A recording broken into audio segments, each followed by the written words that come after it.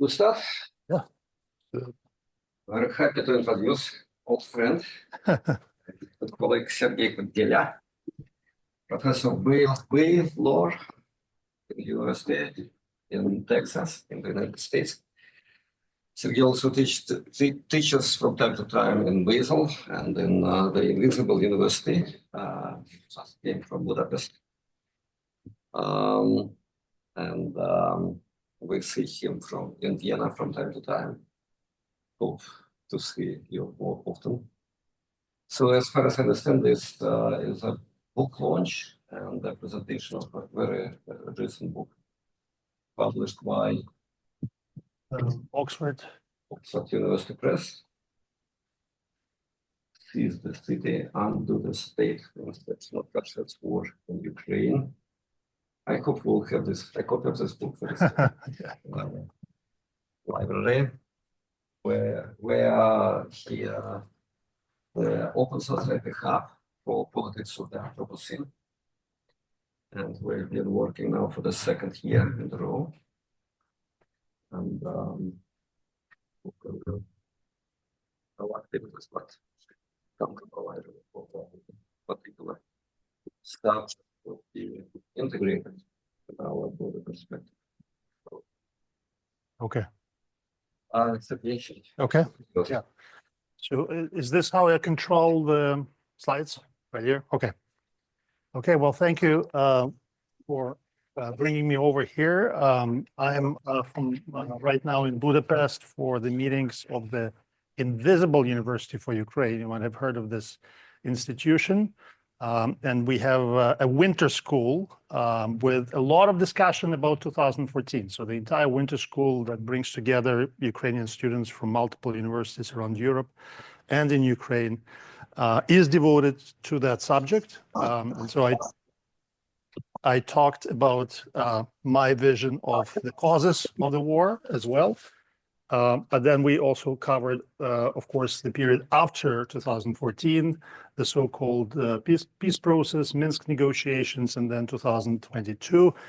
And one of the important arguments that the founders, the organizers of the school made was that if we imagine ourselves in January 2025 entering a new stage, next week we're going to see a new president coming into the White House, who obviously demands a different type of approach to Russia and Ukraine.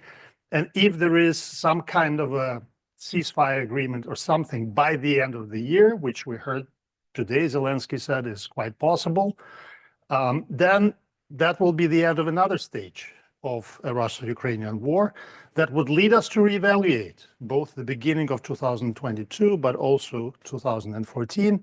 And it's true that as we move further away from that year, 2014, we sort of see it in a new light and can talk about certain things that probably we could not have talked about right then when these events were happening.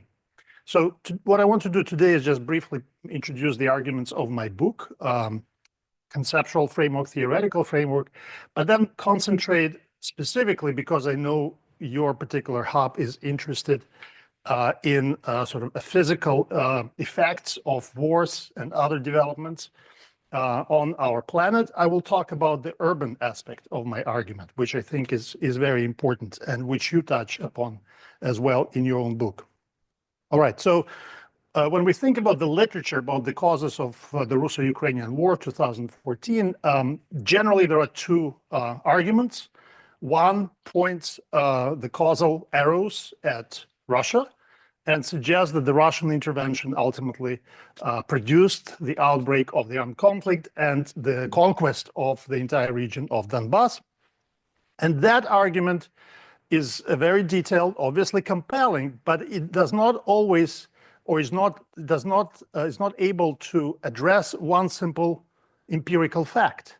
And that empirical fact was that Girkin led a unit of only 50 people into Sloviansk. And yes, there were dozens of other Russian mercenaries, then hundreds of Russian mercenaries that crossed the border from Russia into eastern Ukraine, into Donbas. But we also have to remember that Donbas is the region of 6.5 million people. By the population alone, the region basically equals 3 Baltic states. Lithuania, Latvia, Estonia taken together.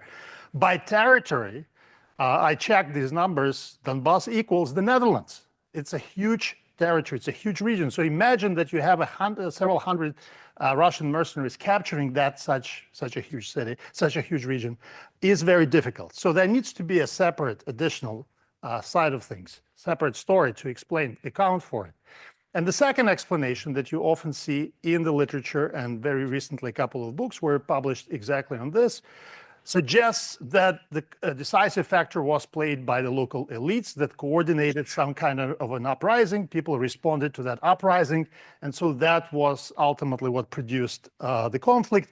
And some of my colleagues, these are not Russian agents or Kremlin representatives, but they argue still that based on the political science definition of the civil war, it was at the beginning, in the first couple of months, it was a civil war, an insurgency that had the characteristics of the civil war.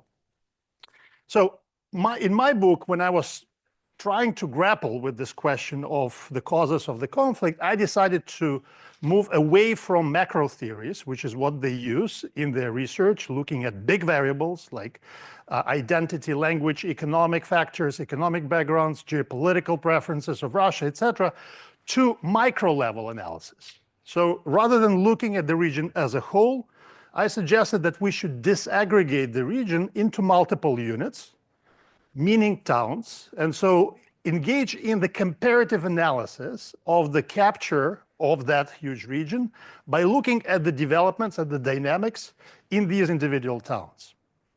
And I personally am not from Donbas. I've never been to Donbas prior to 2014, and most of the towns and cities that you will see and that we unfortunately are familiar with because of the current dynamics of the war, I've never heard of those up until 2014. I never heard of Slavyansk before I heard about Girkin entering Slavyansk. So that sort of tells you something about the geography of Ukraine and how large the country is, but also how distant some of the regions are. I'm from Western Ukraine, so Donbas was completely unknown. One of the things that I found when I started researching Donbas was that Donbas is an incredibly urbanized region. And in fact, it's one of the most urbanized region in Ukraine. And not only it's urbanized, but it has a peculiarity, which is high density of urban agglomerations, okay? And that structural element of the story plays a significant role. It's completely overlooked in the literature on the armed conflict and the insurgency, but as I will show, and I will just basically focus on one side of my explanation, it actually plays a very significant role.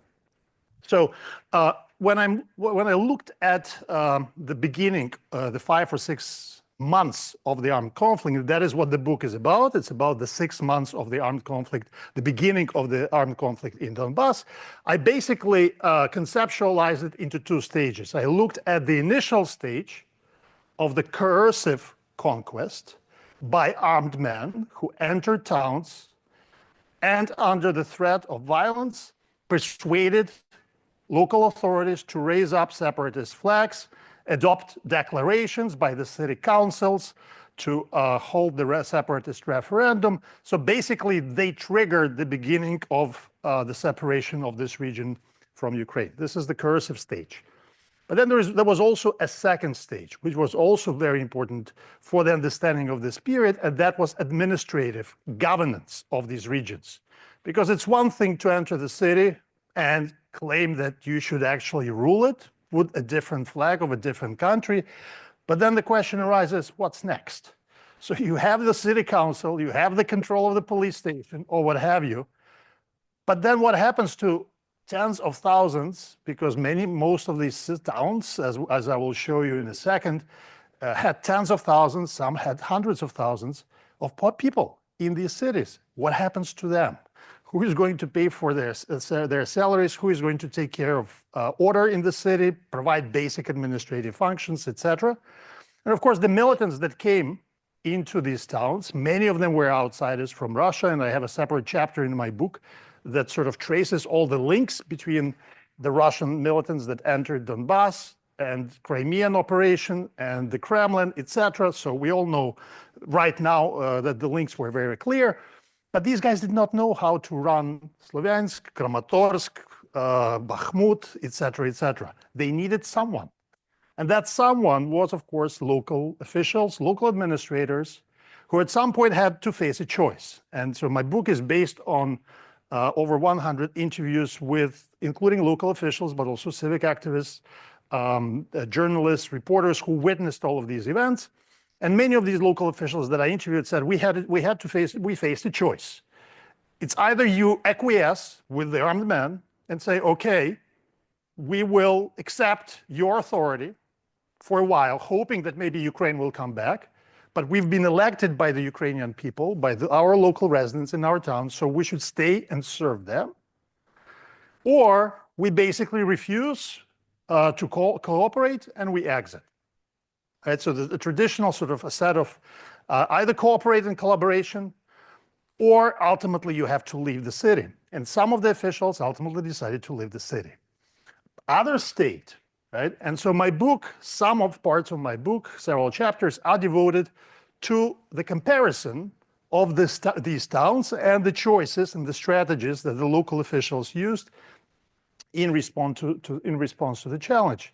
But the ultimate argument was that in most of the cities, the administrators, not necessarily mayors, but maybe deputy mayors or lower local officials, collaborated with the militants on the governance. And in fact, many of these key officials delegated or provided them with additional legitimacy, recognizing the separatist rule and signaling to the local population that it's okay to accept the militants as their own, as their new government, okay? So that is the side of, I just summarized the basic conceptual argument of the book, but what about the urban side and the structural factor? How does it play a role? So here I want to show you a couple of maps first, and this is, when I started researching this topic, this is the first map that struck me and allowed me to look at the region from a different perspective. Okay, so this is it's not my map, it's a map of several Ukrainian geographers that was published in the book in 2017, which with different colors identifies 12 different urban agglomerations that are located in two oblasts of Ukraine, Donetsk and Luhansk Oblast, okay? As you can see, the first thing that you clearly notice how close all of these agglomerations are to each other. Most of these urban agglomerations have about 2 or 3 major towns with a population 50,000, 100,000. Some have over 200,000 people that are also located quite close to each other. And most of these regions, these areas, these urban agglomerations were formed as a result of post-World War II industrialization. So some of the factories around which these towns were formed were, of course, built in the 1920s and 30s, but large segments, large share of factories, of plants, machine building plants, metallurgical plants, chemical plants were built after World War II.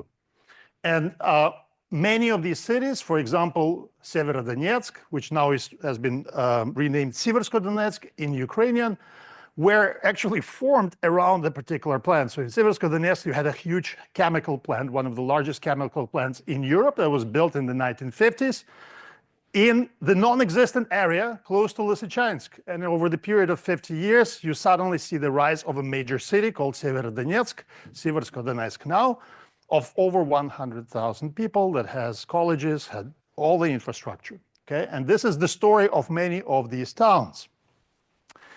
And this is another map. This is an older map from the 1970s that shows us the population settlement or population settlement design for these Donbas agglomerations as it was envisioned by the Soviet planners from the 1970s.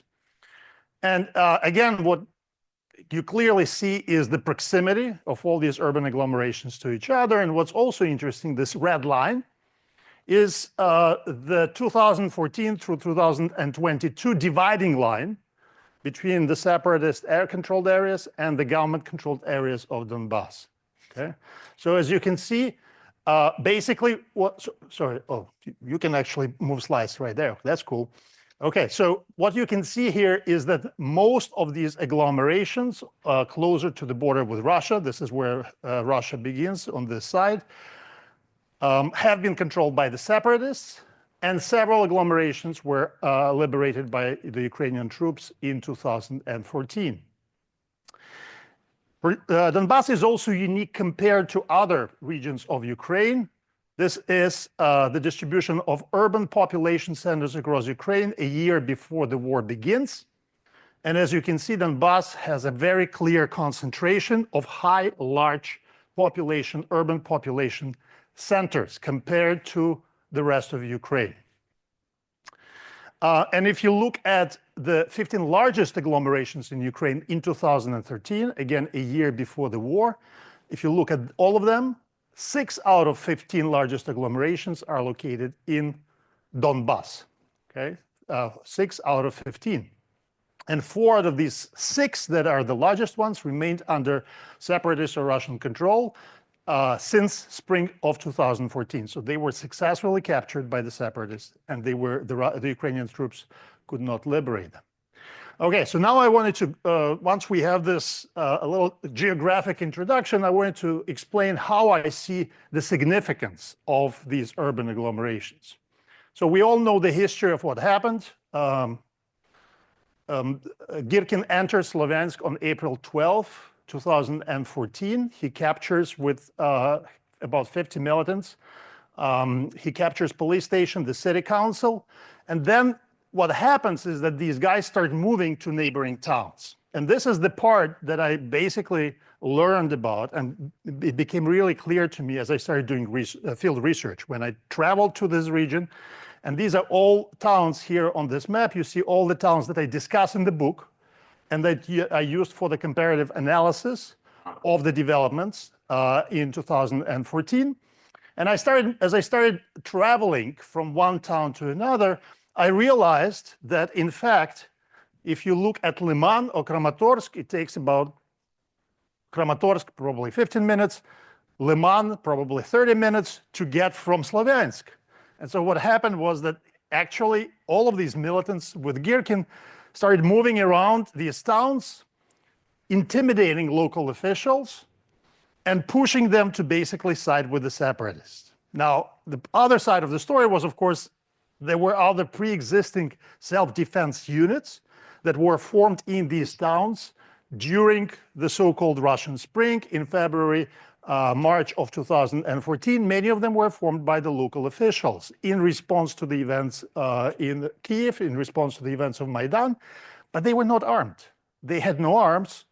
They had sticks, and they were very angry, but they had no machine guns. So what the change that happens with Girkin is he pushes, with the capture of the police station, he pushes for the disarmament of the police and the transfer of weapons from the police officers to these self-defense units, to these local militias. That same process starts to happen in different parts. Another important city that is not identified here is the city of Horlivka, which is in the center of a large Horlivka agglomeration right here. Let me see. It's right here, right? So as you can see, it's located right next to Sloviansk. It's the next agglomeration from Sloviansk. And here the second important Russian agent emerges. His name was Igor Bezler. And he does exactly the same thing, captures police stations and starts sending his guys to different towns. And so from Sloviansk, that coercive control spreads to most of the agglomerations around Sloviansk, Bakhmut, Horlivska agglomeration, and of course in Donetsk you have your own guys. And then they start taking Lysychansk and Severodonetsk as well.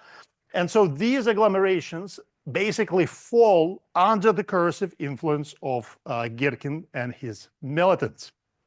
But to understand the ease with which they managed to capture these towns, it's important to realize that geographical factor, the proximity of these towns to each other, and the fact that they could identify actors that would collaborate with them.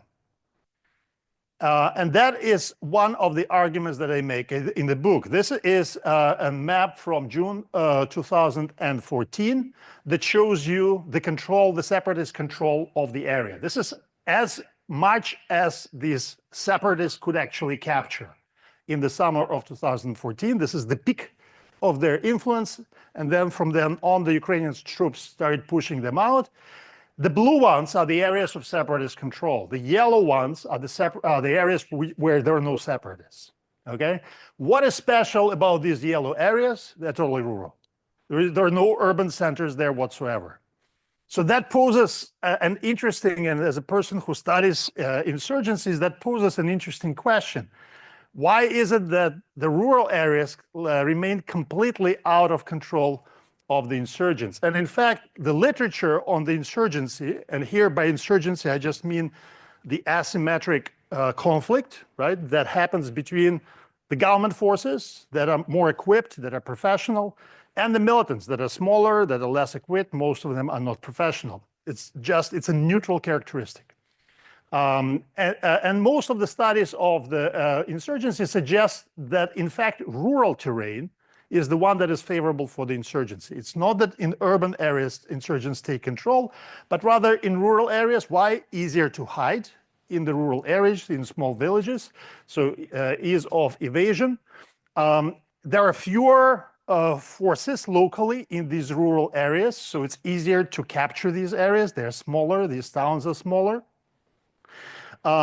But on the other hand, there are also some argue that there are certain advantages that urban areas as well provide to the insurgents. For example, they can mobilize communities. There are bigger communities in urban centers. And they also impose certain constraints on counterinsurgency operations. So when governments are trying to recapture these towns back from the insurgents, it's harder to recapture them quickly because there are limitations on the type of arms that you can use. And of course, there are concerns about civilian casualties, etc. So all of that basically slows down the counterinsurgency operations. But what I'm showing is that the density of urban agglomerations, in fact, amplify the coercive effect of the small number of militants by allowing them to basically exert this coercive control through indirect presence. Right, in these neighboring towns. These towns are very close to each other, so they could exert an indirect effect on the people there, on the local officials. And they also encouraged, in towns like Bakhmut, where there were no Russian agents at all, Bakhmut was completely controlled by the local grown militants. And the same is true to a large extent of Mariupol, by the way. It allowed local activists, separatist activists, to imitate the tactics or emulate the tactics, which one of the political scientists, Mark Basinger, in his work on revolutions, calls the modular process of the spread of revolutions, meaning by emulation, by imitation of the same tactics. And so once Girkin basically showed what you need to do, a very simple set of steps, other separatist activists started to do exactly the same thing. But in order for this type of a tactic to work, of course, you need two important conditions. One, you need to have relative support of the population. That does not mean that everyone is coming out with arms and applauding, but that means that people at least are not actively resisting, okay? And the second is you have to have complete breakdown of the local law enforcement. So the police, there are no regular troops in these cities, with the exception of several cities where they did not try to get involved. But the police completely imploded, and many of the police officers actually defected to the separatist side. So this is a second important condition where basically these small militants can exercise coercion by threats, but they don't have to face organized police forces there. This is the photograph, by the way, that I took in the town of Selidova, which did not have a lot of militants, but which were controlled through that coercive projection by the nearby militants that were located in Donetsk. There is about, I think Selidova from Donetsk is about 30 minutes, maybe 45 minutes on the car. And that's how they basically control the local officials. And when I interviewed the local officials from Selidova, which is now occupied by the Russians, they basically explained to me that Yes, there were these Donetsk guys that were coming. We were afraid, so we had to do their bidding, whatever they were telling us. We were organizing city council meetings, adopting the decisions to hold referenda, et cetera, et cetera. Now, in certain areas, there was also resistance by the pro-Ukrainian activists. And this is another important finding in my book. That is, the entire region of Donbas was actually not controlled by the separatists. And even those areas which were marked on the Ukrainian government map as controlled by the separatists were also not controlled by the separatists. And when I went to specifically the town of Dobropila and Svatove. These are two important towns that I discuss in my chapter on pro-Ukrainian resistance. I found these men, okay, who agreed to talk to me, agreed to meet me, and agreed to tell me their story. And so their story was the decision to create a self-defense unit to deal with potential separatist threats that would emerge in their cities, okay? Why is it that these towns managed to organize these self-defense units? I go back to the map of agglomerations. As you can see, this is the area where you had resistance, Pokrovsk. And in fact, when you try to travel on the one single road, which was very bad, from Kramatorsk to Pokrovsk or to Dobropila, Dobropila is the town somewhere here, it will take quite some time. So even on the map, it doesn't look too far, but actual friction of the terrain was quite significant. So my explanation is that these guys basically had difficulty reaching these towns of the other agglomeration. And when I asked the locals, did you see any Russians coming from Sloviansk? No. So there were no presence of Gherkin units in this town. And Svatova, which is another town that I discuss in the book, this is where it's located. Again, it's an outlier compared to the center of the insurrection or Russia-led insurgency in Sloviansk. So Svatova is quite far away. It's on the border with the Kharkiv Oblast.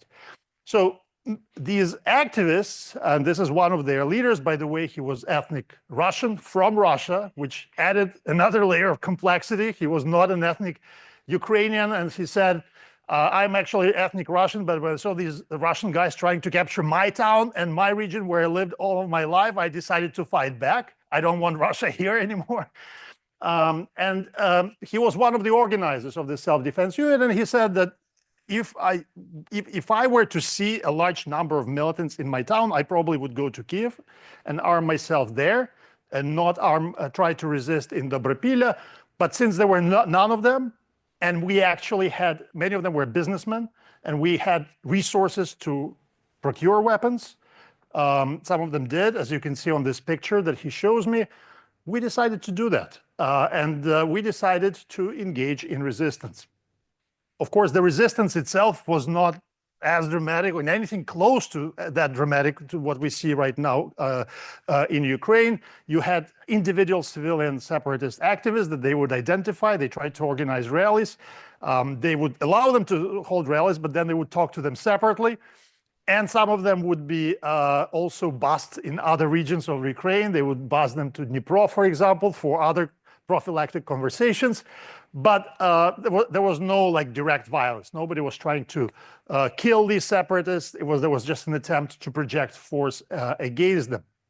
And the coalitions of people who joined Samoborona was wide range. So in Dobropila, these were local, like an IT guy, an owner of IT business, a owner of small shops.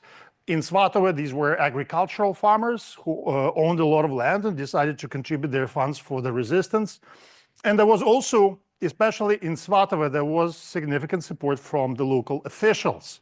So this is the man on the left, who was the mayor of Svatove, Rybalko, at the time when 2014, the Russian, this insurgency begins.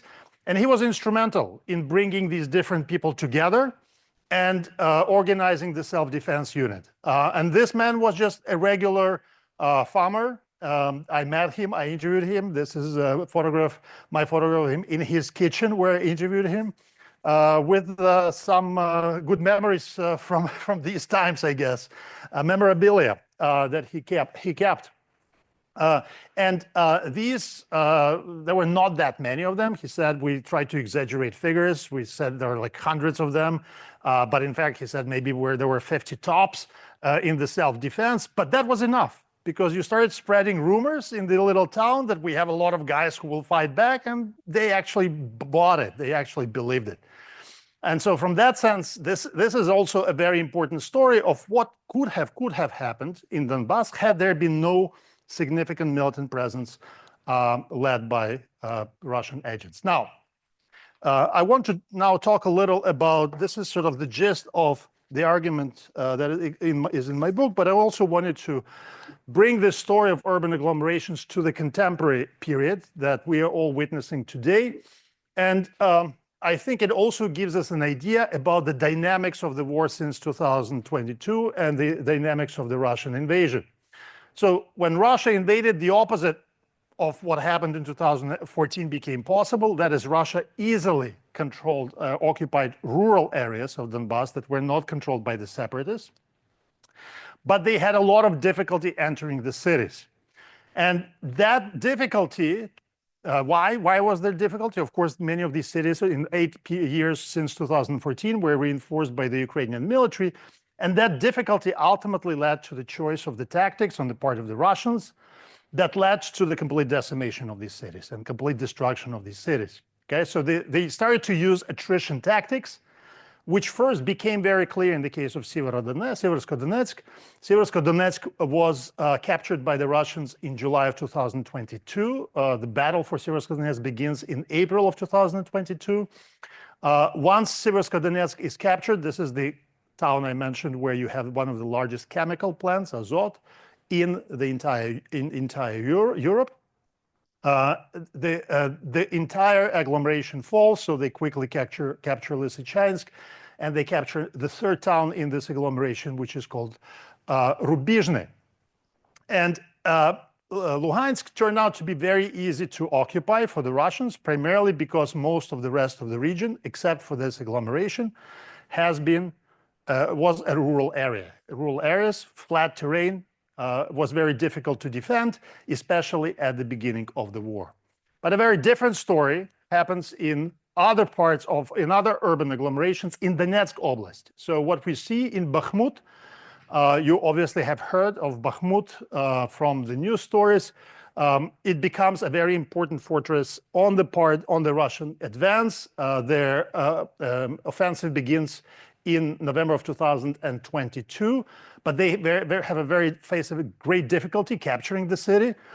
They capture some of the towns in the agglomeration, like Solidar, for example, where you have salting mines, a very significant resource. But Bakhmut is defended by the Ukrainians very tightly. And so it takes them mobilization of a lot of prison convicts from with Prigozhin's help, right, to actually capture the town. So this is the first time when we see clearly the role of Prigozhin and his mercenaries in this invasion, where basically they're throwing people just to be able to capture the town. But of course, in the process, the city itself is decimated. But what's interesting is that even though they captured it in May 2023, we are in January of 2025. And the other important city, which I also visited, Chasiv Yar, in that agglomeration, is still not captured by the Russians. So that shows you the difficulty with which the structure, again, of the industrial landscape of the Donbas urban landscape, the difficulty that it poses to the Russians, because it provides a lot of defensive capacity to the Ukrainians. It amplifies the defensive capacity of the Ukrainian troops, and the battle for Chasiv Yar has been going on from the summer of the previous year. So these are some of the examples of, this is the photograph I took in Bakhmut. This is the city council of Bakhmut in much nicer times and peaceful, relatively peaceful times of November of 2018. And this is, of course, the photograph of the building right across the street from this building. I couldn't find the current state of the city council, but this is how the building looked like after Russians occupied the city. Again, these are aerial photos of Bakhmut on your right. And these are the photographs I took. And this was particularly, as I was looking through the photos I wanted to share with you, that struck me because I remembered how when I was in the city council in Bakhmut, they had a exhibit of kids' paintings in their schools. Kids were painting different made drawings. And I took this photograph because it showed that you have "Нет войне" is written in Russian. Okay, it's written in Russian by a kid in Bakhmut. It's displayed in the city council of Bakhmut, and you put it and you combine it with the rhetoric that you hear from Putin, where he argues that the Russian speakers are discriminated in Ukraine and there was a genocide of the Russian speakers, and that clearly shows you how false the whole narratives that we hear from Putin are. And this is another photograph that, as I was going through my photo album, again struck me as something that completely undermines everything Putin has been saying in his narratives. This is the square, which is just called the Square of the Glory, Arms Glory, I guess, or Armed Glory, named after one of the locals in Chasiv Yar. So that town that is now being defended by the Ukrainians still in Bakhmut agglomeration, who made it all the way to Berlin. And so they're proud of this man. He made it all the way to Berlin in World War II, and they decided to organize a big square in his honor. This is his monument, and this is some kind of a howitzer gun, I guess, from these times.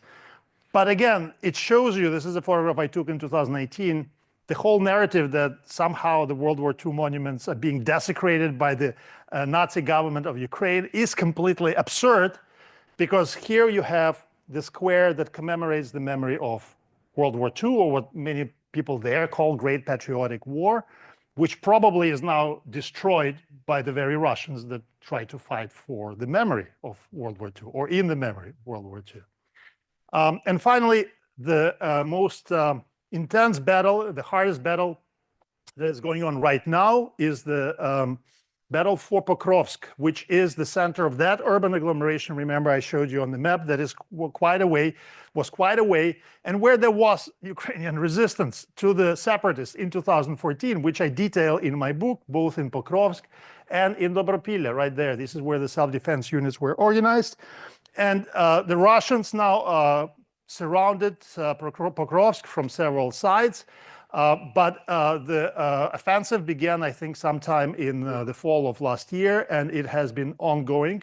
So they didn't really manage to capture most of the key towns in that urban agglomeration, but they're getting extremely close. And finally, another agglomeration that there is an ongoing fight is Horlivka agglomeration, where there is a city called Toretsk, which was called Dzerzhinsk in 2014. And that has been a very long fight as well. So Russians unfortunately captured most of that city, but the fight has been going on from June 2014. And many of the mine shafts, so there is it's a very important mining town. Basically, the whole city existed as a mining town. These mine shafts have not been captured by the Russians, and this is where most of the Ukrainian resistance is still concentrating. This is where the Ukrainian troops are fighting. And these are the photographs from Toretsk. The city council building was destroyed during the fighting in 2014, and the locals decided not to recover it, to reconstruct it, rebuild it. And as the local officials explained to me, we wanted this building to serve as a permanent reminder to the locals of the separatist threat. Why? Because many of the locals supported separatists, and the mayor actually collaborated in the city with the separatists. And in the library of this city, you had the special exhibit devoted to the Ukrainian soldiers who fought and died around that city, because for a while, for the entire 2014, the dividing line was going from between Toretsk and Horlivka. Horlivka was controlled by the separatists, by Toretsk was controlled by the Ukrainian government. The only agglomeration that is fully under Ukrainian control at this time is the Slavyansk agglomeration. As you can see, the reason why the battle for Chasiv Yar is so important is because once Russians capture Chasiv Yar, then the entire Slavyansk agglomeration, especially towns like Konstantinivka, Drushkivka, will be in danger. And so that makes the Chasiv Yar town especially significant. And so that is the agglomeration which is still fully under the control of the Ukrainians. Liman, one of the towns in this agglomeration, was occupied by the Russians for about 6 months in 2022. But the Ukrainians, with the Kharkiv counteroffensive and in Luhansk, managed to liberate Liman right now. Okay, what are the main effects of that? How does that affect the cities? How does that ongoing fighting affects the local region? Of course, the most important effect is depopulation of the cities. And what I've seen, city after city, Ukrainians come in, they realize that there is a significant threat to the civilian population, and they start massive evacuation of the city. This is the evacuation that is going on, for example, right now in Pokrovsk. And there are just a couple of days ago, I watched a news report on Ukrainian television about that evacuation. Most of the cities prior to the Russian arrival are fully, almost fully evacuated. Probably about 10% of the population max remains in these cities, okay? That happens as these cities are also almost completely destroyed in the process of fighting by the advancing Russian troops, because once civilian population leaves, Ukrainian troops start to fight for the city, and the Russians are using the attrition tactics to basically level the city down. So you have a removal of the population from the city, and you have the destruction of the physical elements of the city, the buildings, etc. And of course, the productive assets. Each city existed and functioned because of large plants that were there. Most of these plants are destroyed.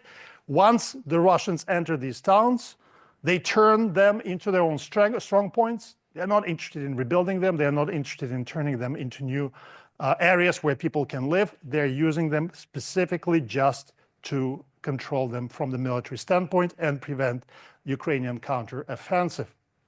And so one of the cities that, and of course, when you hear what the Russians are saying, they're all saying, we will rebuild the cities. But in one exception where they actually admitted, the Russians themselves admitted that they're not going to rebuild the city, is the town called Popasna in Luhansk Oblast, which was taken over, occupied in 2022, and occupied in a manner that basically destroyed the entire city of 20,000 people. And so officially they declared, they said there were about several hundred people maybe left in the city, and they said we're not going even to try to rebuild it. And there are multiple examples of large plants, for example, the coke plant in Avdiivka next to Donetsk, which was completely destroyed during the offensive.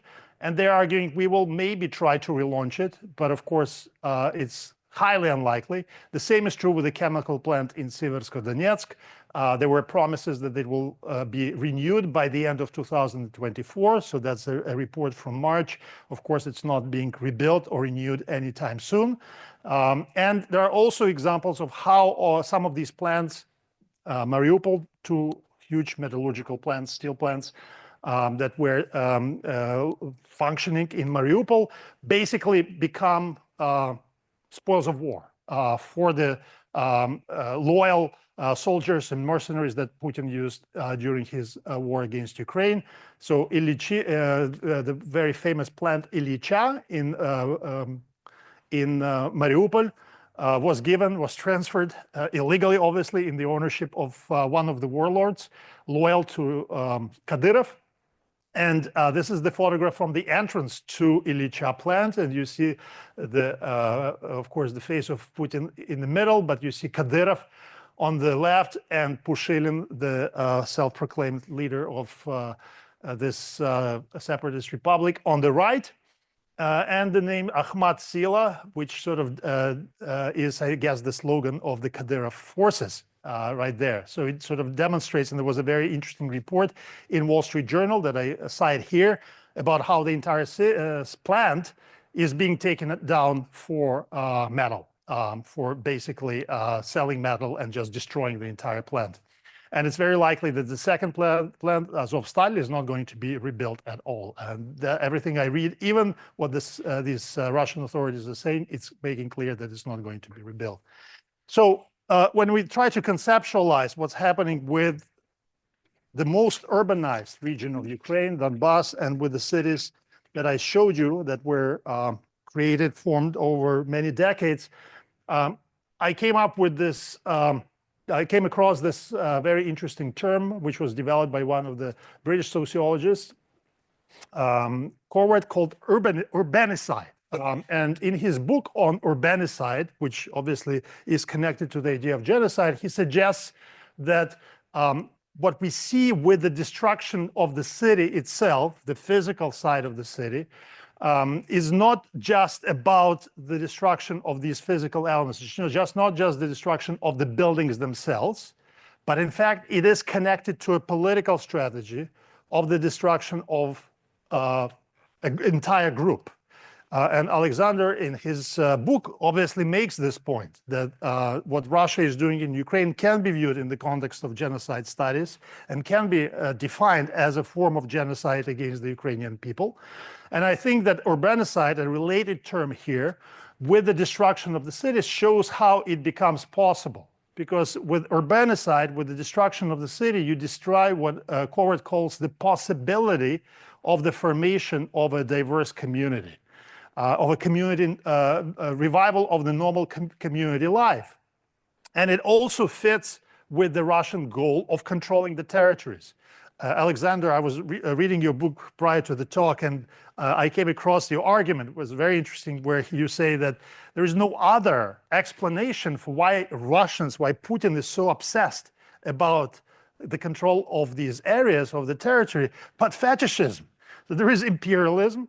There is revanchism, the desire to sort of fight back the imaginary West, but there is also this fetish of us reclaiming the territory that we once lost.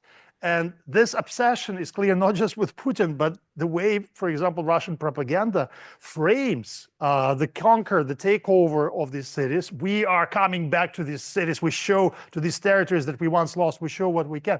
Clearly indicates that they are not interested in governing them. They're just doing it for the sake of claiming that they now have these territories back. So by destroying the cities, they say, well, sorry, the population is gone.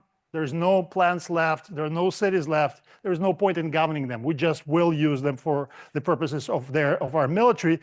And of course, that sort of demonstrates that there is a larger political strategy of destroying areas like this. This is Bakhmut.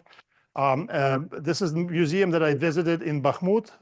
That was prior. This is the photo after the Russian occupation, and it's completely gone and destroyed, because by destroying the cities, the Russians are destroying layers of cultural life. They're destroying layers of historical memory, like this museum, where you had a lot of exhibits devoted to the Ukrainian history of the region.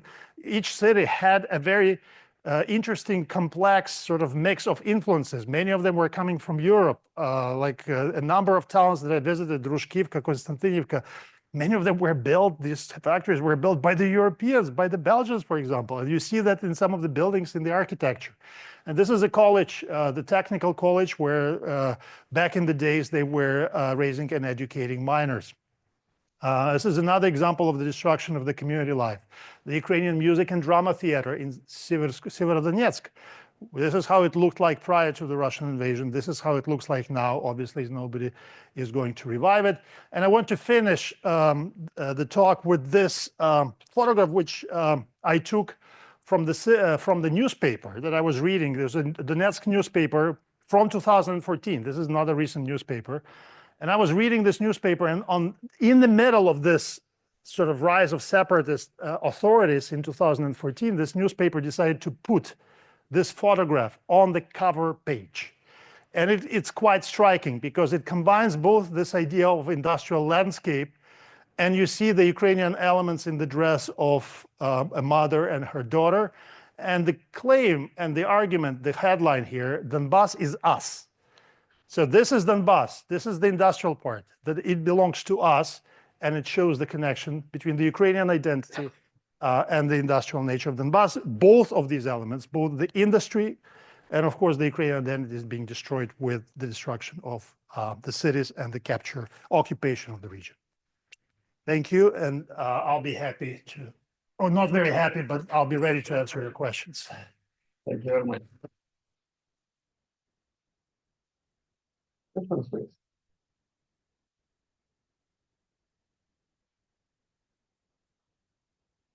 Okay, how just I always prefer students and other guests to start the conversation, but just how we understand why Russians are doing this? It was built by by the Soviets. It was like it's in the historical sense pretty recently, like 50 years ago, like 30 years ago. It had an economic purpose. All this chemical production, steel, coal was supplying also Russian regions, whatever, Central Asian regions. It was like, it was profitable, a profitable land. So why they are destroying it without any intention to rebuild it? Why we know why they're destroying it, but why there is no intention to rebuild it? So this is what I think is that in order, if they try to rebuild the economic power of Donbas, this economic power will require people. It will create new community life in these areas, right? And what I hear, what's happening right now is that some of the people who left many of these cities, for example, Mariupol, some of them are trying to come back at least in order to see what's happening to their flats, to their apartments, and just to take care of their parents, because many left their older people behind. And my personal sense is that they're trying to cut all possible ties between this region and the people who live there, people who, most of them were evacuated into Ukraine. Some fled to Russia, but most were evacuated to Ukraine. And by destroying basically these towns and closing all of these factories and not really being interested in rebuilding the industrial capacity of the region, what they're basically telling is that we don't want you back. There are no possibility of life here. And so that I think is the ultimate goal, is to try to keep this region as a no man's land for the foreseeable future, for 50 years, when the last Ukrainians who lived there will disappear or leave or give up hope to return, they may start to have other plans for the region, possibly. But this is, and that sort of fits with your argument about the genocidal intention, because genocide happens also not just by the killing of the population, but preventing the possibility of life of the people of the group, of the ethnic group that live there on these territories. And this is what they're doing. But that my only explanation. I don't know, maybe there are some other explanations for why it's happening.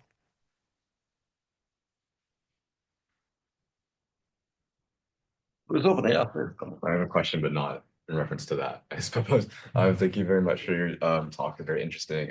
So I was curious to ask about the specific interviews that you conducted with these officials on the ground. So you mentioned there were some who definitely did collaborate, or like were more prone to at least collaborating ahead of time. But would you say that like the sentiment that you got from the majority of them was the reason that they chose to do so, or at least if they chose not to resist necessarily, would you say that was mostly out of the sentiment of the good of the people and trying to, I guess, prevent as much bloodshed as possible? Yes. So, of course, there are post factum justifications, and those officials that they were not accused of collaboration by the Ukrainian government, but what they did, as far as I'm concerned, and my political science definition of collaboration, maybe not fully legal, fits with the definition of collaboration, meaning the advancement of the goals, political and other goals of the separatists present in the city. They clearly, in the interviews, tried to justify it by saying, look, we were elected by these people. These people came out on the square. They wanted us to raise these flags. How can we say no to the voters who elected us, right? That was the sort of a simple version. But what they did not clearly understand, so there are several factors that I think was a very interesting for me. One factor was that some of them were clearly willing to resist these claims. And their prior history of political activism, from what I explored, shows that they might have resisted the claims. But they argued that when they tried to contact authorities in Donetsk, in the central, like local regional administration, or the authorities in Kiev, their calls were not returned, right? So these guys in Donetsk or in Kiev obviously they had other things to take care of. And that demonstrates the extent to which the simultaneity of the crises that happen in Ukraine. We have to remember that you have multiple simultaneous crises that are happening in Ukraine in that short period of time of spring 2014. One, of course, is the invasion, then annexation of Crimea, right? But also concerns about the possibility of the spillover of what's happening in Donbas to other regions of Ukraine. So you basically had to take care of the multiple fires, speaking from the standpoint of the Ukrainian government, Ukrainian authority, that are happening at the same time, right? And so, of course, when a guy from Starobilsk in Luhansk calls them up and says, what should I do? Nobody's going to really care about what's happening in Starobilsk. There are more important things to do. And so from this standpoint, I think this was one of the most important like mistakes or lessons, I would say, that I would draw from that experience. And that is what, in fact, was happening in these small towns was crucial ultimately for the entire story of the capture of the entire region by the separatists, or it's most of the region by the separatists. And that more attention should have been paid by the Ukrainian government officials and also local authorities in Donetsk to these smaller towns. Neither the newly appointed governor, Taruta, in Donetsk, nor the governors in Luhansk were interested or visiting these towns or trying to reassure the local authorities that they have their back, right? So you can, from some standpoint, you can understand and sort of sympathize with them, I guess, at the moment when they made decisions to make some concessions. But there were other examples of collaboration which are impossible to justify from any standpoint. And these examples of collaboration are, for example, Drushkivka. You have a city mayor in Drushkivka who not only decided to sort of give them space, for example, local separatists would receive space in the city council, but he instructed the editor-in-chief of the local newspaper, city newspaper, to put all the separatist emblems on the newspaper itself and to start interviewing the militants. Like, because one of the things I did was I went to all these libraries and collected archival, read all the local newspapers. And so most of the newspapers were actually covering the militants in a very favorable light, right? And we're presenting them as heroes. Oh, this hero is trying to defend our city, etc. And this, I think, goes beyond just mere, okay, let's see, let's not provoke them too much, right? Let's make some concessions. This is active collaboration. This is like intentional. And there are many examples like this as well, where, for example, in Toretsk, which is on the cover of my book is the city council in Toretsk. The mayor was organizing the rallies, the separatist rallies, and there are videos that I collected where he instructs miners what to say. So you have to let's find miners who have a good voice and can speak persuasively and can say that the Ukrainian junta is destroying our cities or threatening us. Like, and you see this on video that this is the mayor who is like preparing and telling them what to do. This is obviously goes well beyond just mere concessions. Yeah, but thank you for your question. Yeah, I perceive that surprise that there is no intention of rebuilding these industries. So coal obviously is that's in the context of the Anthropocene. Yes. Coal is the most dirty and polluting of fossil fuels. So many across Europe, around the world, many coal mines are making their workers, their miners redundant, like the former mining areas of, say, England or Wales are some of the poorest regions of UK and poorest regions of Europe, poorer than Romania, like York and so on. So that's already had happened in England. That would have happened also in Donbas because of the, like if the mines are closed and the steel making is going to China or which uses some kind of more modern or less polluting technologies. So that would be massive redundancies. That had already started in Donbas because even before 2014 there was a massive unemployment there. That's true. Donetsk and Lugansk, Yeah. which was the ground for discontent, which was basically why I think the locals welcomed these separatists or mercenaries, because they were redundant, they felt new redundancies to come, so they hoped the local miners, the local steelmakers, the local proletariat, I would say, they did hope that Russians would come and restore these industries, will revive the mines, will give new commissions to the steelmaking plants. So is that the story? Is this what? And which makes the current stage quite ironic, right? I call it nemesis. You probably saw it in my book, like nemesis. Nemesis. Okay. The process of nemesis, in which the evil is turning against the evildoer in a kind of in an exaggerated form. And it's, in the story of this war, there are many examples of this, but this Exactly. increased, just hugely exaggerated unemployment of the locals of Donbas is one of those mimetic processes.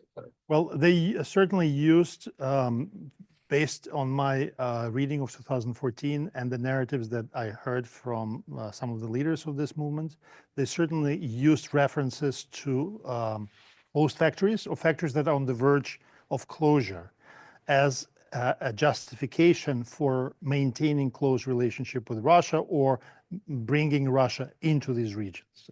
So that the economic motive was articulated very often. And when I talked to the locals in many towns of Donbas, I heard this constant complaint from people who may not necessarily be against the Ukrainian state, right? But this is like one of those narratives that become the standard interpretation of things because all people start sharing it. And that is, we can tell you how many great enterprises we had, factories we had in the Soviet time. When I was in Rubizhny, they said we had a fantastic dressmaking, швейное производство, like sewing, weaving factory.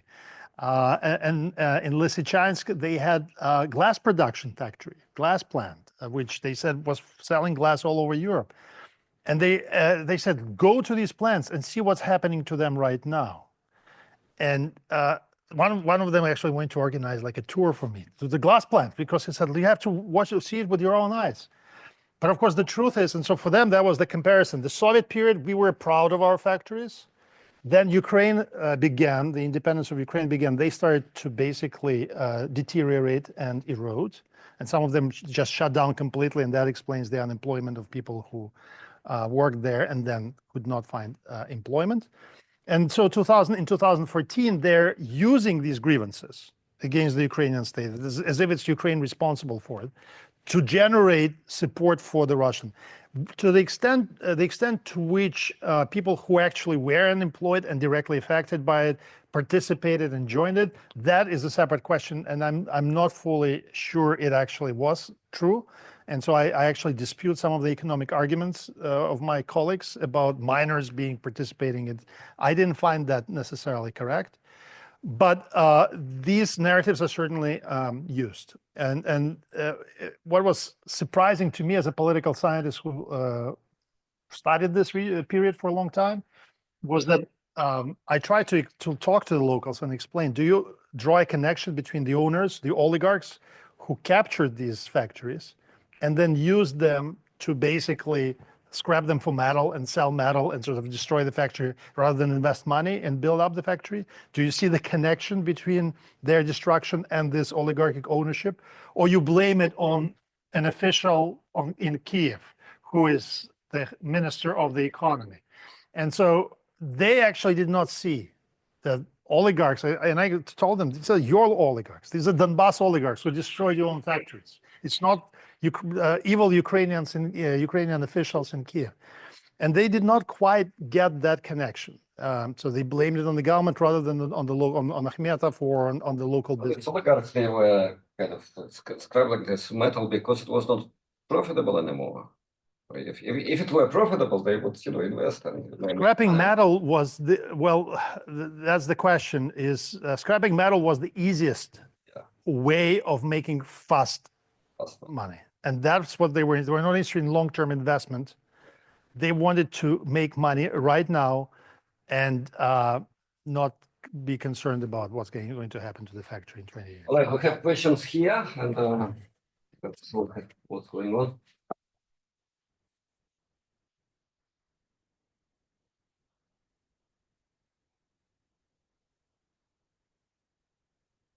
Okay, what's this? So that's an attachment. That's an attachment. Okay. So Serhiy, you did mention one very buildings in Donetsk, Lugansk, and Kharkiv on April 6th. Some anonymous author even published a playbook that day on Twitter, the attached file. Only in Luhansk this was really successful. According to your understanding, who was the coordinating force in the background on April 6th? This was obviously not Girkin, Zakharchenko, or the guys from Luhansk. Yeah, it's okay. You don't have to read it. Well, look at this. If do you know this document? Yes. Okay. Thank you for asking this question. I actually discussed this particular capture of Donetsk and Luhansk Oblast administrations on April 6th in my book in great detail. And I also discuss, because the coordinated capture also happened in Kharkiv at that time. And as far as I'm concerned, given the fact that these captures happened on the same day in towns where some of the activists did not know about the date of the capture happening in Donetsk and Luhansk, but they were told to do it on April 6th by people in Crimea. And that is I'm not sure what this document is showing, but I show pretty conclusive evidence that activists in Kharkiv learned about the day of April 6th by going to Crimea, talking to people close to Aksyonov, which were obviously people like Baraday, which were obviously connected to the Russian security services. And they told them that we are organizing, there will be a big attempt to capture power in Donetsk, Luhansk, and Kharkiv. If you want, you need to do it on April 6th. So the coordination came from Crimea. The exact source, we may start guessing, but I think we can draw a pretty serious, conclusive, there is a pretty conclusive evidence that it probably was the Russian security services who organized the capture on April 6th. And this is the argument I make in the book. So if the author of this question has a different, maybe he hears us, maybe you can give us a different source who organized this capture. But I argue in the book it was done by the Russian security services. Correct. Do you want to say something? I would agree, basically. Just I was asking, and I think I didn't make a research in it. I just was wondering about it when I was reporting about this document on April 6th or April 7th, 2014. And I think your understanding, without having made some additional research, I find it quite plausible that the Russians, and it was a different team than those guys, which popped up in Slavyansk a few days later. Yeah, well, they were connected because Girkin was connected to the Crimean Borodai and others, and Girkin served under Aksionov for a while. We know that, yeah, but Yeah. that was So- before. Yeah. Yeah, but this is all part of the same operation. I don't think that they were receiving orders from different people. I see it as a part of the same operation. There were people, there were orders, but there was also money coming from someone because if they were mercenaries, so they had to be paid. Were they paid? Malafeyev paid them, at least From according. Moscow? That was private money. That was Well, according to Borodai, and this is the only like source we can get, is it was paid. It was what they call it private, a partnership with the private oligarchs who were interested in supporting the cause, so politically motivated. And Malafeyev was mentioned as the source of funds for the incursion, and maybe Aksionov because he also I think supported this. Aksionov supported it, and he was a businessman, maybe contributed to it, but I think the main funds came from Malafeyev. so for those who don't know, Girkin, who was the kind of the chief organizer of all these events, gradually became an avid anti-Putinist, like propagandist, and was imprisoned for a while. I think He's still in prison. he's still in prison. Yeah. Before his basically criticisms of the Russian operation, special military operation in Ukraine. So he moved from this sort of being a Moscow hand to being a Moscow opponent and dissident. But does it actually mean that he was independent from the start? That was his own autonomy and initiative, or he was actually like an instrument of? Yes, this is a very good question, and in my book I cite his diary because he was keeping a diary on one of the obscure websites called antiquariat.ru, where he was hiding under some kind of code name. But we know later, we learned that this was established that it was him writing, and he confirmed it. And so that is no longer exists. But back at that time, I sort of archived the whole diary. And that diary begins prior to Crimea, and it goes through April and then even May of 2014, even though he starts to post very basic stuff already in April and May. But in March, he is extremely critical of Putin's people around Putin. And so he openly criticizes Medvedev, he openly criticizes Surkov. He basically says, Putin did something great. He managed to ultimately claim that Crimea is part of the Russian state, and this is to his benefit.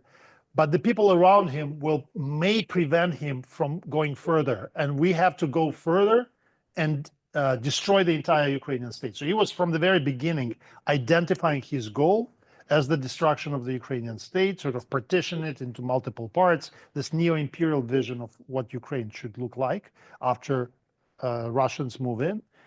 And he was explicitly arguing that Moscow and the Kremlin would maybe too cautious. And he was concerned about that in March. And he said that they will start playing games with the West, and the West will prevent them or constrain them, and that people around Putin will prevent them too. And he has this final sentence, which I quote. He says that Putin will then be, if he does that, if he doesn't go all the way, he will be dumped in the toilet. for not doing it. He will be dumped for the toilet. So when I read this, he doesn't sound like a loyal FSB officer who is just conducting operation on behalf of the Kremlin. He clearly is personally ideologically motivated crazy guy, like a Russian perverted version of Che Guevara. I don't know, but he's ideologically motivated, but he is ultimately used by the Russian state. He's ultimately used by the Russian state, and he becomes a pawn of the Russian state. And that, at some point, there has been one very important interview that he gave I think in 21, where he sort of disclosed more. Usually he's very obscure about things. But he basically says that in May, somebody offered me to leave. And Aksyonov called me up after referendums and said, the game is over. Putin is not going to send troops and do the Crimean scenario. You will be left on your own. Please leave if you want to stay alive. And he said, I realized that I started the game, which I no longer can control. But for some reason, he decided to stay for a few more weeks in Sloviansk. Then, of course, he left, and on orders from the Kremlin, he left from Donetsk. And that the fact that he followed these orders ultimately shows to me that he was a client of Moscow. Not from the very beginning going there, but certainly later he followed their orders. If you follow orders, you recognize their authority over you. Question here. Sorry, Oh, yeah, yeah. I have questions, but I'm sorry because it's going to move a little bit the focus. I have three questions. One is, did what happened in Maidan in 2014 had an impact and influence or anything on the insurgents? My second question was, did you meet any women again amongst the insurgents? And yes, what were their role? And my third question is, now that you have all these displaced people who come from city areas and with industrial skills to maybe less urban spaces I don't know exactly the geography of displaced people in the west of Ukraine right now, or people who are abroad and were going to come back, but maybe more in the west. How do you see it's going to impact the future of the industrial and cultural, political future of Ukraine in the coming years? The last one probably is too difficult for me to answer, but I will try. So the first is relatively easy, Euromaidan and the insurgency. Self-defense units in these towns in Donbas, they start forming in January of 2014. And they start forming in response to the beginning of violence in Kiev. Because you remember that violence begins on Hrushevskoy Street in Kiev, attempt to basically push Yanukovych to make concessions. It's a response to restrictions that are imposed by the Party of Regions on the protest. And so protesters that were protesting non-violently up to January realized that non-violent tactics is not going to work. So they it's not arms, it's Molotov cocktails, it's fire, it's dramatic, a lot of photographs. And then the second thing that happens is there is a spillover into other regions. And so they start capturing city councils in Western Ukraine, in Central Ukraine, they're storming these government buildings. And that goes on for several weeks. As this begins, guys in Donbas look at it, local officials first, and say, we need to organize our guys. Because if these guys go not to Lviv, but to Donetsk and Luhansk and start storming our administrations, we better be ready. And so what they do is they actually bring former Afghan vets, people from a lot of Afghan veterans participated in the insurgency, a lot of them. So they bring in people with prior experience with military, with arms, but they also bring in people from usual suspects, the guys from the gyms, and some of them were called in Ukraine titushki, and so there is like a big mix of all. They bring some nationalists, and these self-defense units are organized in many towns, not just in Donetsk and Luhansk, but in multiple towns. And I show in the book there was an order from the regional administration to these local towns to do the same thing. These self-defense militias become the basis for the insurgents movements in April. So they are there, these people form networks, they learn about each other, they sort of organize, many of them get their spaces in local councils, they get their own names. Like in each town you had a different name, one guy was called, I remember, Pravo-Porядok, which is law and order, self-defense unit, there were others, and so each town would have their own label. And as I traced, and I again show you that in the book, there is a separate chapter called The Rise of Militia, which is showing the connection between these self-defense units and the insurgency and the insurgents in April. And so to answer your question, it had huge influence because it provided like the cadres, it provided the personnel for the insurgents in April. Of course, you needed Girkin to activate them. Like you need these guys from Russia to say, okay, guys, time to rise up. But they were there. They were already prepared and they were sort of knew each other. Women I did not personally meet or interview any women.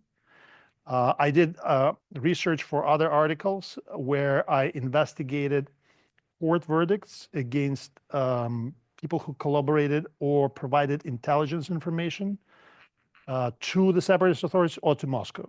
And these are court verdicts in Ukrainian courts based on the investigations of Ukrainian prosecutors. And there I found quite a few women who participated in collection of intelligence and sort of connecting. And who were these women? Some of them were wives, spouses of men who joined the insurgency and then moved to the separatist authorities, to Donetsk and Luhansk. And so the way the Ukrainians could track them is they were all connecting, calling each other up by phones and talking to their husbands, I guess. And some of them in their testimonies said, we did it for our husbands. We have to be loyal. But there were some who were also ideologically motivated. And so that was also an element. And I showed in winter school, I had a separate presentation on the paths of civilians in Donbas who decided to join the insurgency. And so based on social media accounts, I traced their transformation. And so I found a couple of examples in social media of women who initially were like students or were working as nurses in the hospitals, but then they decided to become medical nurses for the militants, and they're already in uniforms and fighting for Novorossiya. So there is a bit of a gender disbalance in my book. I'm sorry about that, but I couldn't find women to talk to about this. On displaced people, I think it will, yes, it will have a huge effect. I think the political geography of Ukraine as it existed prior to 2022, that political geography is not going to be there anymore. So we had very clear expectations, which region would vote for which party, what are the preferences, what are the kinds of issues that are important to people in different regions. That is completely gone. These assumptions are gone because there is a mixture of people. Many people from Eastern Ukraine are displaced to Western Ukraine, for example, or other parts, or from the south to the east, to the central and northern parts. But also because people start to reevaluate their prior political beliefs and convictions, and they see mistakes or wrong views or assumptions that they had about Russia in particular. And that explains why you have 90% of support for NATO membership in Ukraine. Prior to 2014, I think the support was about 20%, 25%. It was extremely low. I was just, last week I had a meeting with one of the former officials from the Bush administration, George W. Bush, who worked in the State Department. And we reminisced about those times. And I was interviewing him for another research project I'm doing on 2008 Bucharest summit on NATO, where Ukraine was supposed to receive membership action plan. And he said that it was incredibly difficult in 2008 to persuade the European counterparts to bring in Ukraine to offer this membership action plan, because they're all showing opinion polls and said, look, in Ukraine, there is 20% support for NATO. How can we bring them in? And 2014 changed it, but not decisively. And so the breakdown was about 50-50 after 2014. And remember, even after 2014, we had major pro-Russian parties that were represented in the parliament, and which had the so-called opposition bloc had I think the second largest faction in the Ukrainian parliament, or the third largest faction, I don't remember. Certainly the second after Zelensky's 2019 parliamentary election was the second.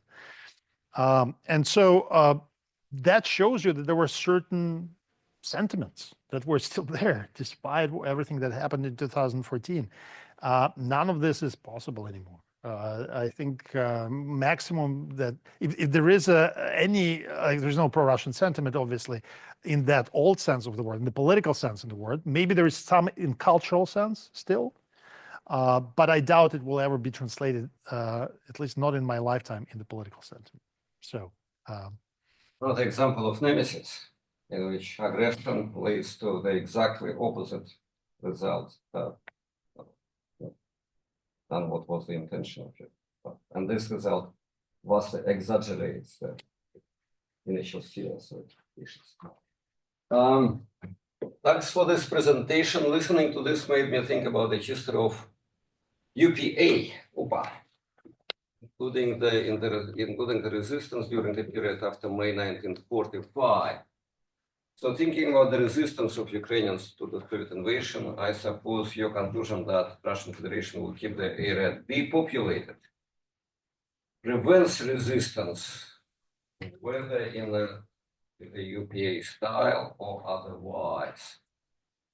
Of course, that does not apply to all of the temporarily occupied territories, but would be interesting to hear your thoughts about resistance in occupied territories. So this is an incredibly important topic. Resistance in occupied territories happens primarily in the south, where cities like Berdyansk, for example, or Melitopol, were not destroyed as they were captured. So they were captured very quickly in the first weeks of the invasion. There were not sufficient defenses built. And so these, in this sense, that community life that is being destroyed in Donbas is still there. And because of that, you read about instances of resistance. You don't know much about it, obviously, but you hear this official was blown up, this was assassinated by unknown people, et cetera, et cetera. And so in that sense, this is an example of how community life that still is there can counteract the occupation. And that, I think, is another evidence, thank you for bringing it up, for arguing why Russians are choosing a different strategy in Donbas. They know that if they allow community life to be revived in Donbas, they may face some of the same problems that they now face in the south, that is lack of control, full control over territories, so facing some kind of resistance.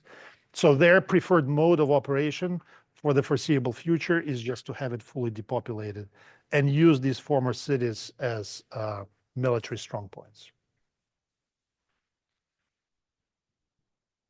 You have a question? No. So you take skeptically this interpretations. You see economic interpretations that was like minus protest against tendencies.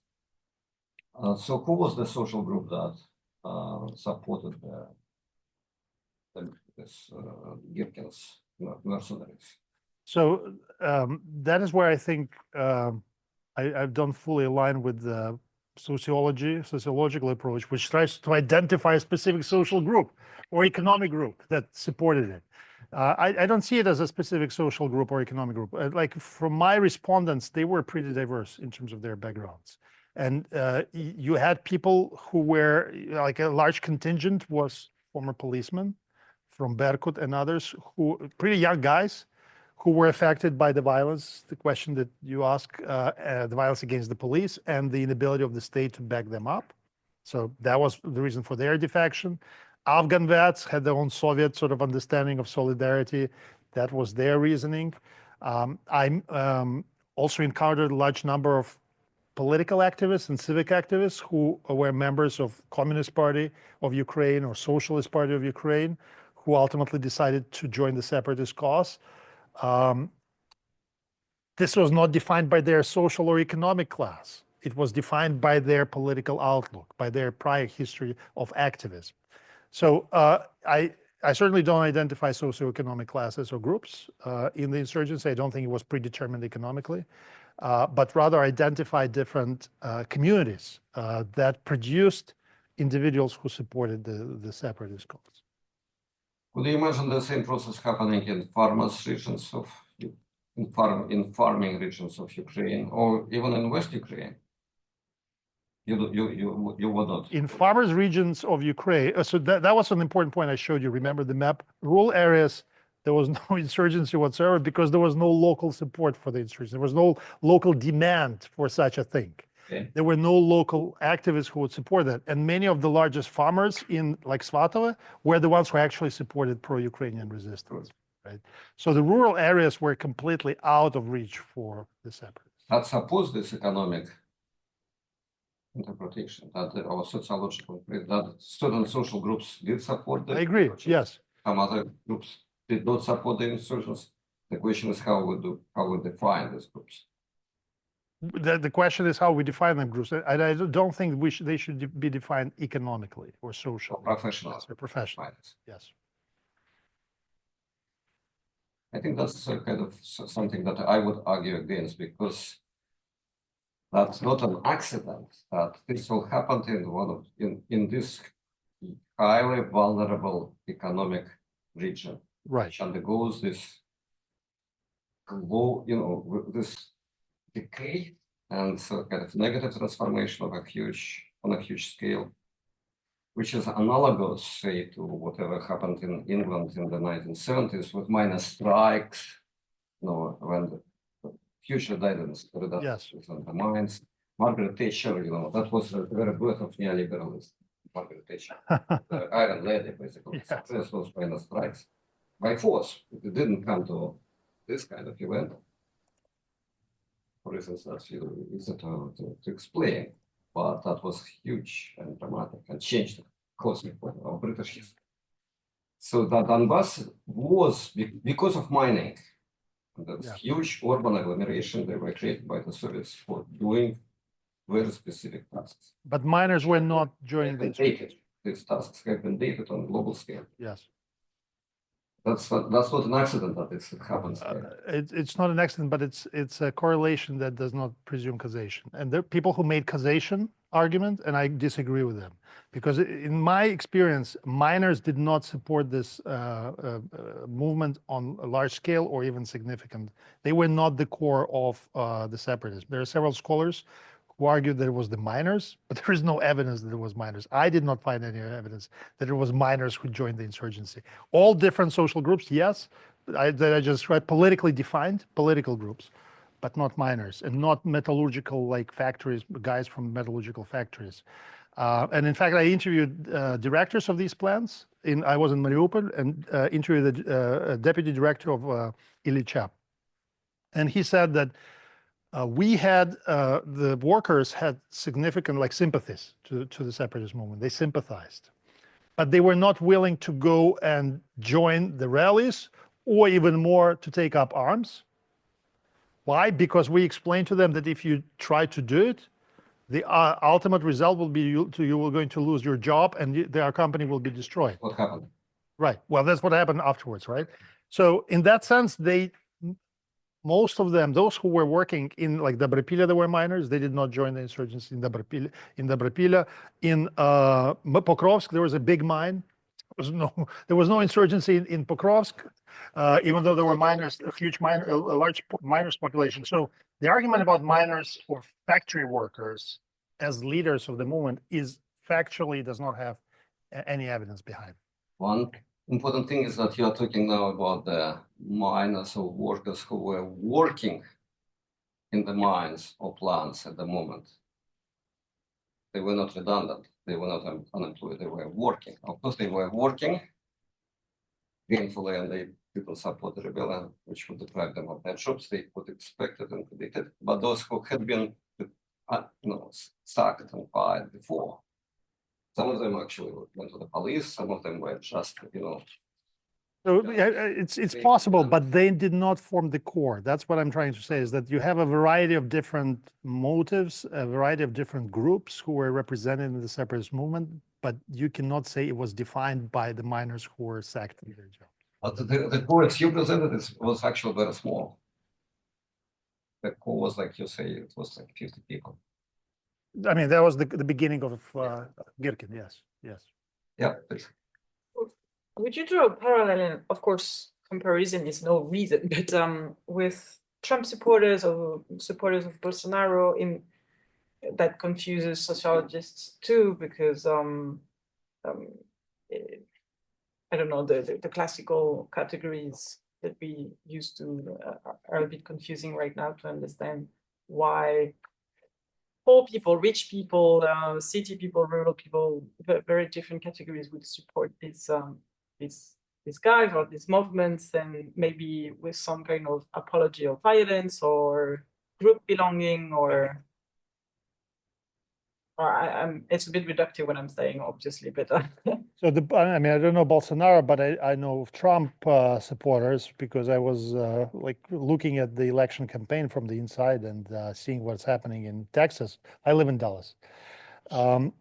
And it's absolutely true that Trump managed. So initially, he was looking at the so-called losers of globalization, right? Who were in cities like Pittsburgh, right, or Detroit, industrial, yes, Rust Belt, right? And this is how he won the election in 2016 by getting all these three states.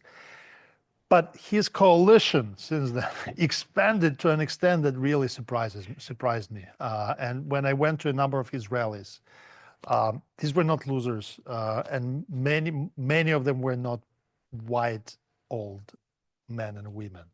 Many of them were Latinos. There were many Black African Americans, and there were many immigrants. Not illegal immigrants. Maybe there are some illegal immigrants too, but real immigrants. And I talked to them about their support. And for them, the main appeal that he has is associated with this idea of economic promise of freedom that he gives them, like a very superficial idea that he will somehow allow enterprises and businesses to flourish. And this idea that some of the problems that Americans now have economically are associated with an excessive presence of illegal immigrants who are taking up positions in different spheres of economic life. And like, for example, the Latino vote is explained by this combination of conservatism and this belief that you have this competition for economic positions. African American, from what I read, African American men, significant increase in support for Trump, primarily because he was anti-woke. And apparently African American men tend to be more conservative and also anti-woke as well. So there are various motives and reasons, but I agree that that was, I think that this is the kind of diverse coalition that emerged in that spontaneous time. It was not economically defined. It was defined by a variety of different, including cultural factors or personal experiences, political experiences in the past, etc. More questions, guys? Yep. I think with this, thank you very much for the presentation. Giving me a lot of insight to what is actually happening there in Ukraine. And I was just thinking that it's because you raised the issue of Trump. That's why I'm just so curious to ask this question. That now he started by saying that when he resumed the office, he's going to end the war within, I think, 100 days. But now he's trying to push it forward a little bit. But I don't know whether you have that this kind of thought too. When is it going to end? Number one, and then what's the probability that even if the war stopped today, it will not also start in the next 6 years? Because 2014, then another one now, where we are hoping it will end very soon. But the fundamental there, I'm not quite sure. I don't know, even from your presentation, if we don't solve the fundamental, what is the probability that the next war will not erupt hereafter? That's where I'm just thinking, yeah. Yeah. So 100% agree with you. Trump is not interested in fundamental problems. In fact, he does not understand them. And we last week heard from him during his press conference in Mar-a-Lago that the reason for the war is because Biden wanted to bring Ukraine into NATO. like directly repeated everything Mersheimer has been saying. I don't know how was he, where was the briefing? Who was giving him the briefings? And so if that is his explanation, that Ukraine should be neutral and that solves the problem and Russia will never attack Ukraine again. Unfortunately, as a Ukrainian, I can say that it's a completely wrong assumption. And that, in fact, there are many other reasons why Russians can find a motive and explain why they would want to attack Ukraine. The only thing I can say, and that's the only positive that I can draw out of Trump, possibly forcing Ukrainians to some kind of a deal with Moscow in the next couple of months. And that is, if there is a ceasefire, it will not only give the Russians a pause and an attempt to recoup, but also Ukrainians. And Ukrainians, I think, at this point are more exhausted and have much more severe problems with manpower, especially, than the Russians. And so I think this will be an important space for Ukraine to recover and prepare itself for possibly a third invasion. But that third invasion, I also think, might not necessarily happen during the Trump's term. So if Putin makes a deal with Trump, mano, too macho, they will understand each other for at least 4 years. He's not going to violate the deal. Because this is the kind of deal he only follows. Macho, personal, not the documents. That was pregnant for the conflict, with a major fist fight, not macho. And so that will be 4 years of preparation for Ukraine. But yeah, you're absolutely right. Thank you. 4-year truce. 4-year truce. 4-year truce. Thank you very much. All right, thank you. Really.